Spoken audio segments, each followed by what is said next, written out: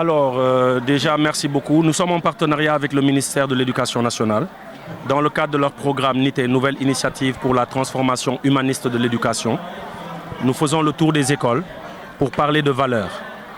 Mais valeurs à travers des personnages qui ont marqué l'histoire dont on ne nous parle pas. On va nous dire que Victor Schœlcher a aboli l'esclavage en 1848, alors que Thierno Souleymane Baal, lors de la révolution Torodo avec les Abdelkader Khan, Thierno Siré Abbas, ont interdit l'esclavage en 1776. 1776, 1848, c'est 72 ans de différence. Aujourd'hui, vous voyez, on demande aux élèves, qu'est-ce que vous pouvez nous dire sur Thierno Souleymane Baal? Rien du tout. Mais vous leur demandez 3 joueurs du Barcelone, 3 joueurs du Real de Madrid, vous y étiez là. Ils vous empressent pour vous donner, parce qu'on connaît mieux l'histoire des autres. On s'intéresse mieux aux autres continents qu'à notre propre continent. Donc nous, l'idée c'est de mettre en avant la charte du Mandé, la charte du Kourou-Kanfouga de 1236. L'ONU va nous dire qu'elle a ratifié une soi-disant charte de déclaration universelle des droits de l'homme en 1948, alors que l'Afrique avait en 1236, au XIIIe siècle, une charte qui faisait office de déclaration universelle des droits de l'homme.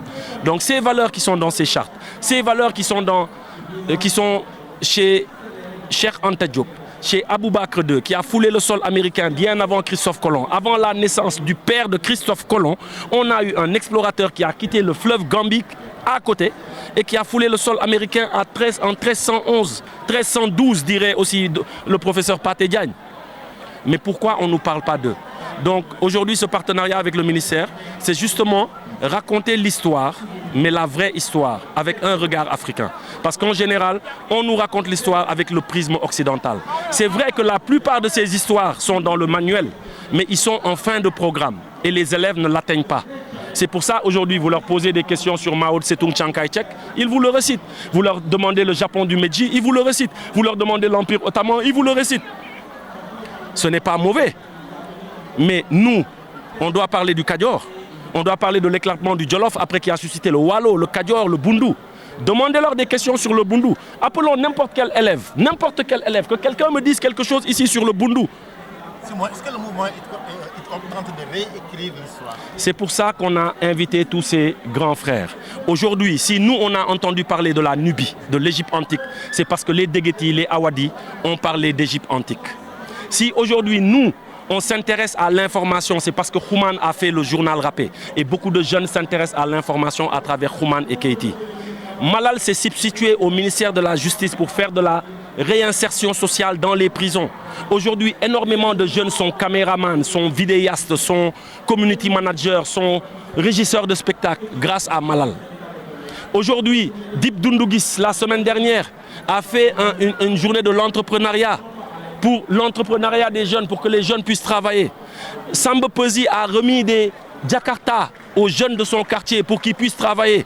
Ngaka Blende a remis des Jakarta aux jeunes de quartier pour qu'ils puissent travailler. Mais aujourd'hui, regardez ce qu'on met en avant au Sénégal. On ne met pas en avant ce hip-hop. C'est ce hip-hop qu'on a convoqué. Docta fait graphe et santé.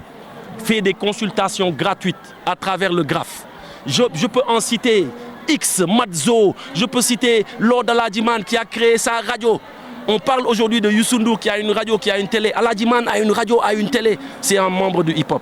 Si aujourd'hui les jeunes se sont intéressés à la politique et ont voté massivement pour le président Bassirou Diomaye Faye, c'est parce qu'il y a eu Kilifeu Tchad qui ont commencé avec Malal, moi-même, les Fadel Barro qui ont commencé Y en a marre et qui ont intéressé les jeunes à la politique.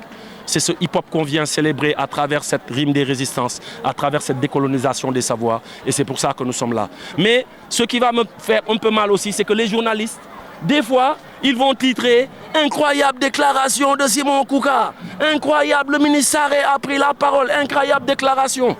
Parlons des vraies choses. Aujourd'hui, si les jeunes découvrent la révolution Torodo de 1776, c'est parce qu'avec le ministère de l'Éducation, on fait cette tournée dans les écoles.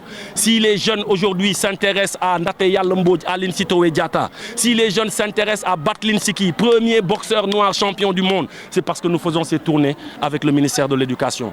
Et des fois, ce genre de choses, il faut les mettre en avant. Mais qu'est-ce qu'on met en avant? La dernière fois, Djoum Nenou, Simon devant le procureur, sans préciser Simon Faye, tout le monde a dit Simon Kouka est devant le procureur. Personne n'a pris son téléphone pour m'appeler.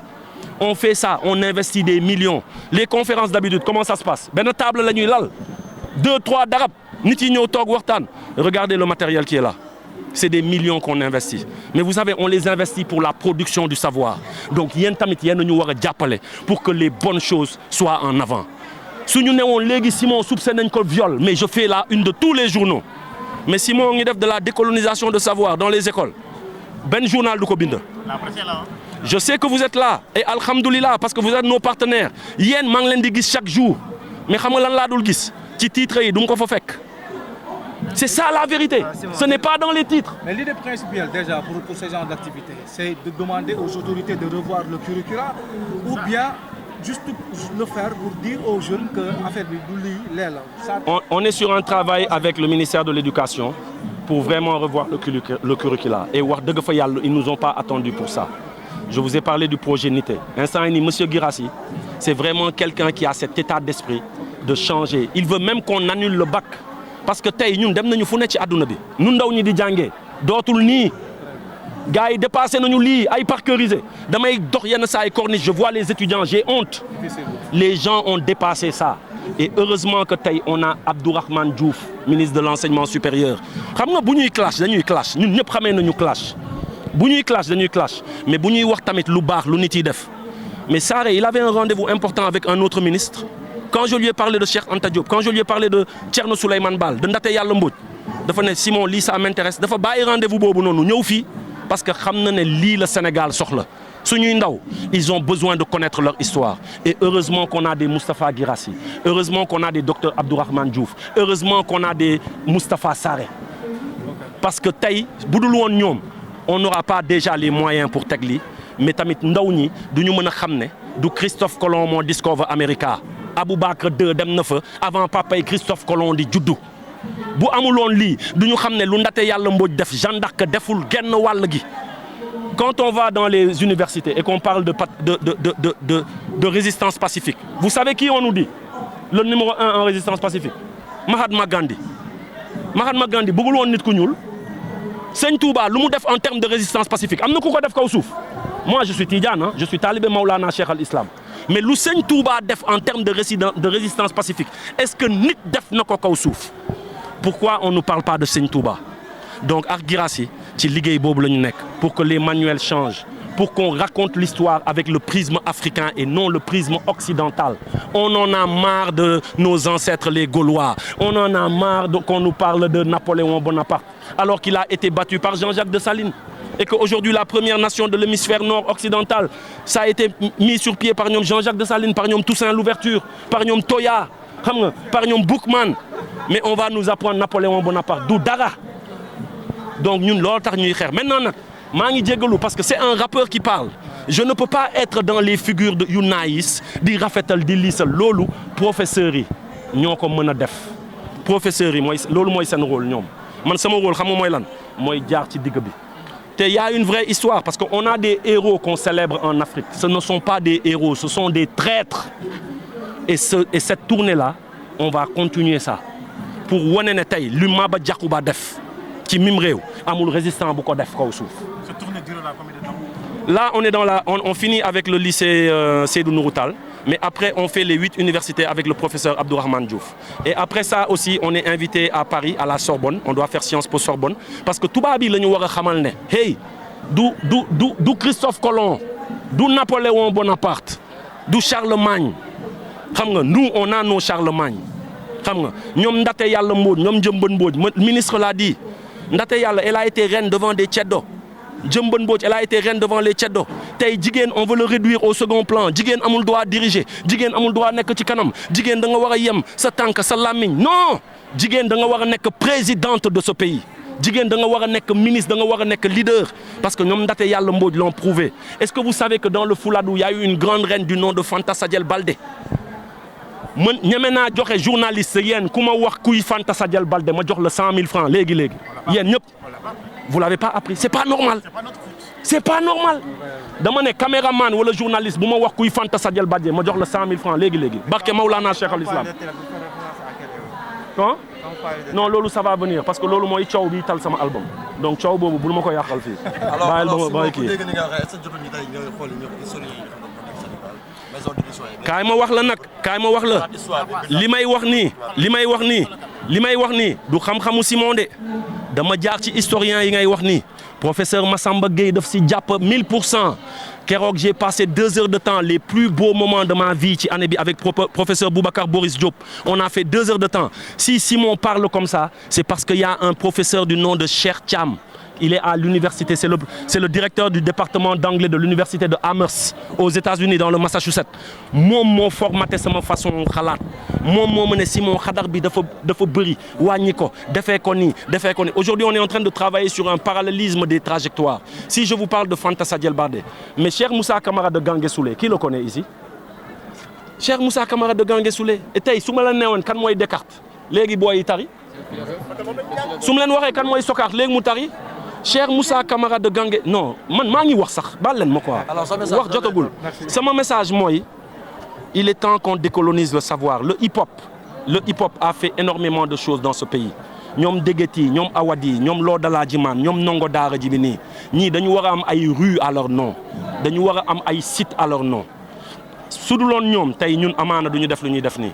Mais on veut juste lancer un message. maa ngi jégalu encore une fois ci xadar bi parce que quand je parle c'est le Mankagne c'est le Casassier qui parle il faut comprendre quoi nous on a le sang chaud mais li ma bëgg a wax rek mooy il est temps et alhamdoulilah on a des dirigeants qui reflètent ça il est temps qu'on nous enseigne l'histoire de nos héros et de nos royaumes ñu bàyyi à chaque fois di jàng histoire u ñeneen baax na pour culture générale mais pour que ndaw ñi di lire pour que ndaw ñi di abreuver wu de savoir comme l'a dit Cheikh Anta Diop. Et loolu la ñuy xeex loolu la ñuy ñaan et di ñaan tamit journalistes yi su nit yi di def yenn saa yi lu baax ñu koy fësal on mérite la une la dernière fois tuumal nañ ñu fi ay affaire de passeport on nous a fait la une alors que ay kàcc la woon xam nga tuumal nañ ma man jaawale ma ak Simon Faye ma dégg lu ne sama yaay di waaj a AVC ah non xam nga lii encore une fois